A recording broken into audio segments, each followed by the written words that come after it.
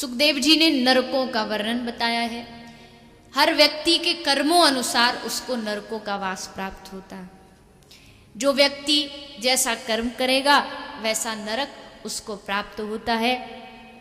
और नरकों का व्याख्यान इतना भयंकर है कि एक बार उसको कोई व्यक्ति पढ़ ले तो फिर जिंदगी में पाप करने से बड़ा डर लगेगा। एक बड़ा सुंदर पुराण आती है, गरुड़ पुराण। पढ़ी है किसी ने? पढ़ी नहीं, सुनी तो होगी।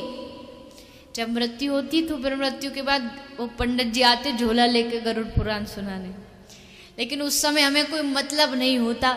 बेचारे अकेले पंडित जी वो चिल्लाते रहते हैं और दो चार बैठे बैठे सोते रहते हैं, उस समय ध्यान नहीं देते। लेकिन उन जो वहां दंड दिए जाते हैं, उन दंडों को अगर हम पढ़ लें या सुन लें तब मालूम पड़ता है कि जो दंड संसार में सरकार के द्वारा दिए गए वो तो बहुत तुच्छ है।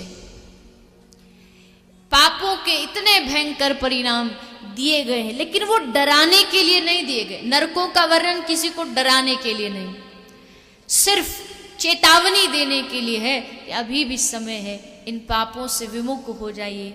और श्री परीक्षित जी प्रश्न कर रहे हैं, महाराज कुछ लोग जीवन में कई पाप तो ऐसे भी होते हैं जो अनजाने में हो जाते हैं। आप यहां से अपने घर जाओगे तो कितने छोटे मोटे कीड़े मकोड़े गलती से आपके पांव के नीचे दब गए, उन पापों का भी क्या फल मिलता है?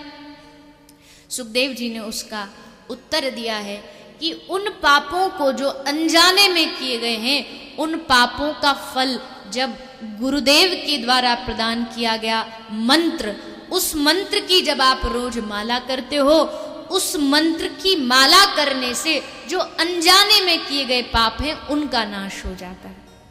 जानबूझ के जो पाप किए जाते हैं उनका परिणाम हर जीव को भोगना पड़ेगा। ये कह के बात को नहीं टाल सकते कि गंगा जी में नहाया या पाप खत्म हो गए। गंगा जी में नहाने से पाप खत्म होते हैं, लेकिन ये नहीं कि पाप करो फिर गंगा जी में नहाया, फिर पाप करो फिर गंगा जी में नहाया। ऐसे लोगों को गंगा जी पाप नाश नहीं करती। तुम अपने पाप गंगा जी को दोगे, गंगा जी उन्हीं पापों को बादलों को देंगे और वही बादल फिर बारिश बन के आप ही खोपड़ी पे वापस बरसेंगे।